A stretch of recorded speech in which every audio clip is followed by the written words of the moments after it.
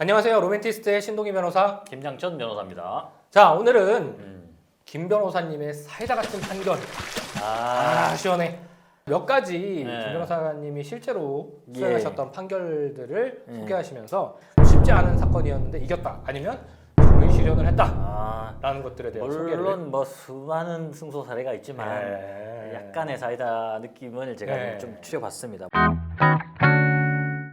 일단 첫 번째는 교통사고가 났어요. 그러면 이제 가해자 입장에서는 피해자에게 어쨌든 내 과실이 크니까 내 과실만큼 그리고 사고 부위에 해당하는 만큼 내가 수리비를 드리겠다라고 하는 게 당연히 인지상정이잖아요. 근데 이제 피해자 입장에서 과한 치료비, 합의금 내지는 과한 대물 수리비를 요구하는 경우가 있어요. 수리비가 특히 그런 경우가 많아요. 예를 들면 뒤에 살짝 받쳤는데 이 차에 원래 뒤에 흠집이 크게 있었어. 이때가 기회다. 크게 한번 바꿔보자. 그거는 그나마 괜찮아. 왜냐면 같은 부위잖아. 뒤에 내가 원래 흠집이 있었는데 그 부위를 더 박아서 이 차 여기까지 수리하자 이런 부위거든요. 근데 지금 내가 수행했던 사건은 더 심해? 여기 우측 앞을 박았어. 뒤를 교체를 해달라 해. 이제 피해자 입장에서 가해자가 우측 앞을 받고 들어왔는데 그러면 상식적으로 우측 앞 범퍼랑 뭐 약간 이거 오른쪽 펜다 부분이라 이쪽 부분인데 거기 약간 측면이거나 측면이면 뭐 문짝이나 이런 거나 수리하면 되는데 뒤쪽까지 수리 달라. 그 어떻게 하면 뒤가 다치지? 수리 기간이 보통 그렇게 길지 않아요. 정말 큰 사고 아니면 정말 한 2, 3일? 하루 이틀이면 됩니다. 근데 수리 기간도 막 일주일, 막 10일 이렇게 해가지고 그 시간 동안에 렌트비까지 청구해요. 가해자 대리였는데 가해자가 한 20km 정도예요. 시속 20km 정도에서 천천히 차선 변경을 하다가 사고가 난 거예요. 살짝 스친 거야. 근데 굉장히 경미했는데 피해자는 보험회사한테 나 이거 많이 다쳤으니까 합의금 주라. 이렇게 해서 합의금을 거의 한 160만 원 정도를 뜯어갔어요. 보험회사에서 이미 160만 원 받았어요. 이미 줬어요. 그리고 난 다음에 이 사람한테 어쨌든 네가 잘못했으니까 내가 이거 수리비 이거 막 이만큼 나오니까 이만큼 주라라고 한 거예요. 그때 이제 저한테 연락이 왔죠. 그래서 제가 어쨌든 우리가 잘못한 건 맞으니까 그러면 어느 정도 수리비가 나올 거면 그만큼은 지급하고 그냥 마무리 지으시라 라고 했는데 그 차량이 굉장히 구연식의 안 좋은 트럭이었어요. 그럼에도 불구하고 한 800만 원 정도를 요구했다는 겁니다. 수리비로? 20km 정도로 살짝 부딪혔는데 이거는 말이 안 된다. 그래서 합의가 없다라고 이제 되니까 그쪽에서 이제 소송을 제기한 거예요. 소송을 제기하고 난 다음에 이제 제가 대리를 해서 나갔죠. 그쪽에 쓴 서면이나 이게 증거를 제가 봤을 거 아닙니까? 아까 분명히 추돌 부위가 우측 부위라고 했잖아요. 근데 자동차 견적서를 보니까 후행 감지 센서, 뭐 리어, 범퍼 사이드 뭐 이름도 어려워. 뒤쪽을 막 수리를 했다는 거예요. 그러면서 수리 기간도 7일이에요. 7일. 렌트 비용까지 이제 다 청구한 거죠. 그리고 나서 제가 또 정비 날짜를 쭉 자세히 보니까 사고일로부터 4개월이나 지났어요.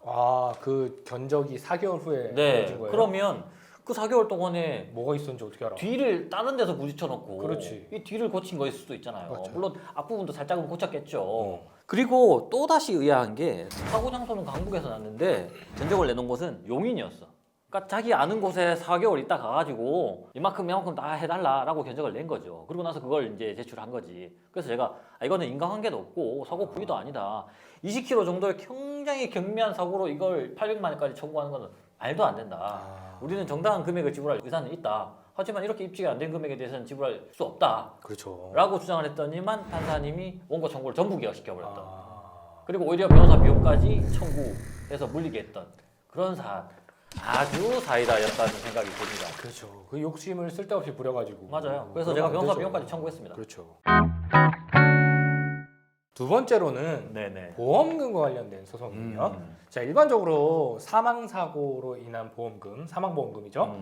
이제 사망보험에 가입되어 있는 피보험자가 사망하였을 때 보험사가 보험금을 지급합니다. 그렇죠. 그런데 이 보험금 지급이 면책되는 경우가 있어요. 자살한 경우. 그렇죠. 이게 자살했을 경우에 보험금을 지급하면 이게 뭐 자살을 불러일으킬 수도 있고 그것이 보험금을 타내기 위한 수단으로 사용될 수 있기 때문에 맞습니다. 본질적으로 자살로 인한 보험금은 면책되는 것이 맞죠. 맞습니다. 그러나 자살을 했음에도 보험금이 지급되어야 하는 경우가 있습니다. 맞습니다. 제가 예전에 보험회사 소송 대리인을 했을 때는 제가 피고의 입장이었죠.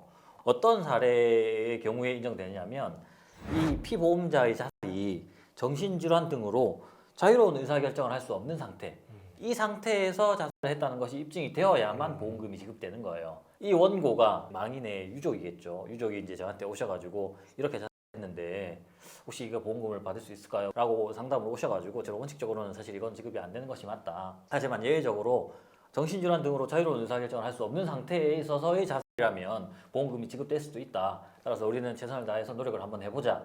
라고 하고 이제 소송에 들어간 거예요. 결과적으로는 저희가 승소를 했어요. 어떻게 승소를 했었냐면 망인이 이 사망하기 예전부터 우울증 등이 있었어요. 우울증 약을 한 10여 년간 복용하다가 당시에는 급격하게 약을 증가시키고 우울증이 급격하게 더 악화됐다는 거죠. 그리고 이제 자그마한 메모 같은 게 발견됐는데 신변을 굉장히 비관한 그런 내용이 있었어요. 그리고 재취업이나 이런 것들을 위해서 막 노력한 그런 흔적들이 많이 있었거든요. 그렇다면 정신질환 등으로 인해서 자유로운 의사결정을 할 수 없는 상태에서 자살한 것으로 보인다라고 이제 판사님이 판단을 하셔가지고 보험사가 두 군데였는데 두 군데 다 우리 이제 원고 승소 판결을 2심에서 내렸던 그런 사안이 있었습니다. 뭐 암에 걸려서 죽음에 이르렀다. 질병으로 인한 죽음이 인정되면 사망보험금이 나오죠. 그렇죠. 정신질환도 사실 질병이죠. 그렇죠, 그렇죠. 그러니까 그 정신질환이라는 질병으로 인한 사망이라는 게 사실 맞습니다. 인정이 된다면 이 부분에 대해서도 사망보험금이 지급되는 게 맞겠죠. 자살을 했다고 해서 무조건 자살이니까 보험금 지급 안 되는구나 라고 생각하지 마시고 정신질환 등으로 인해서 자유로운 의사결정을 할 수 없는 상태에서 부득이하게 그런 극단적인 선택을 했다라고 입증이 될 수도 있는 것이니까 일단 한번 시도가 가능한 사건이라면 보험 청구를 해보시는 게 맞겠다라는 생각이 듭니다. 사이다라기보다는 이 사건은 유족의 심정을 좀 달래줬던, 고마워했던 그런 사건으로 생각이 됩니다. 제가.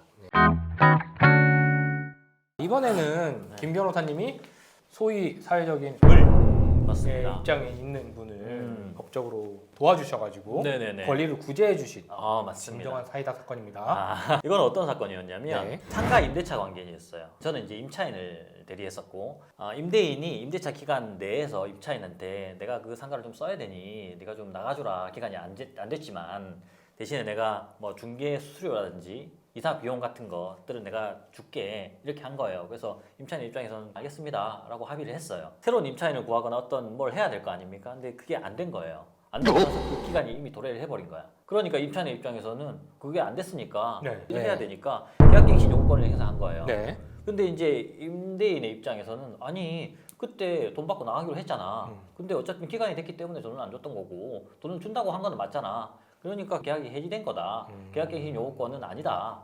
라고 이제 주장을 하면서 다퉜던 사건이에요. 그 상가 임대차 보호법에는 이런 조항이 있어요. 서로 임대인과 임차인이 합의해가지고 임대인이 임차인에게 상당한 보상을 제공하면 임대인이 임차인의 계약갱신 요구권을 거절할 수 있다. 원래 임차인이 계약갱신할 수 있는 권리가 있는 건데 그렇죠. 임대인이 야 계약갱신 하지 마. 내가 대신에 보상해줄게. 네네. 이렇게 하면은 뒤늦게 임차인이 계약갱신 청구권 하지 마라. 이제 그 경우에 해당한다라고 해서 피고 패소 판결을 한 거예요. 원고한테 임대인에게 상가를 그 부분을 명도해 줘라 라고 판단이 난 거예요. 그래서 그 임차인이 너무 억울하잖아요. 그래서 이제 항소심에서 저러온 거예요. 그래서 항소심에서 저러와가지고 아니 이거는 임대 중개 수수료나 이사 비용을 지급하지 않았다.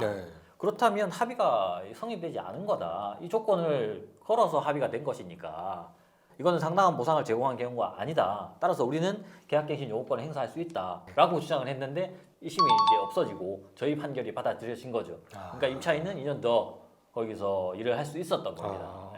임차인 입장에서는 중개 수수료와 이사 비용을 지급해 주는 것을 조건으로 맞습니다. 응했던 건데 조건 성취가 안 된 됐죠. 거잖아요. 그렇죠? 그러니까 임차인이 돈도 못 받았는데 그냥 나가라고? 이러면 그렇죠. 굉장히 당황스러운 일이에요. 사실 임차인의 입장에서는 내 계약 기간이 있음에도 불구하고 임대인의 편의를 봐줘가지고 새로운 것도 알아봐야 되고 막 이런 수고로움이 있음에도 불구하고 그런데 그 기간이 다 됐다고 해서 그 비용을 주지 않고 너는 계약갱신 요구권을 그렇게 쓸 수 없다라고 말하는 것 자체가 잘못됐잖아요. 그렇죠.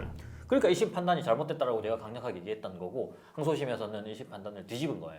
2년을 더 일하면서 할 수 있었고 그 기간에 또 새로운 곳을 구해가지고 끝날 때는 딱 맞춰서 딱 나가고 이렇게 잘 마무리됐던 사건입니다. 의뢰인은 김 변호사님한테 참 고마워했겠어요.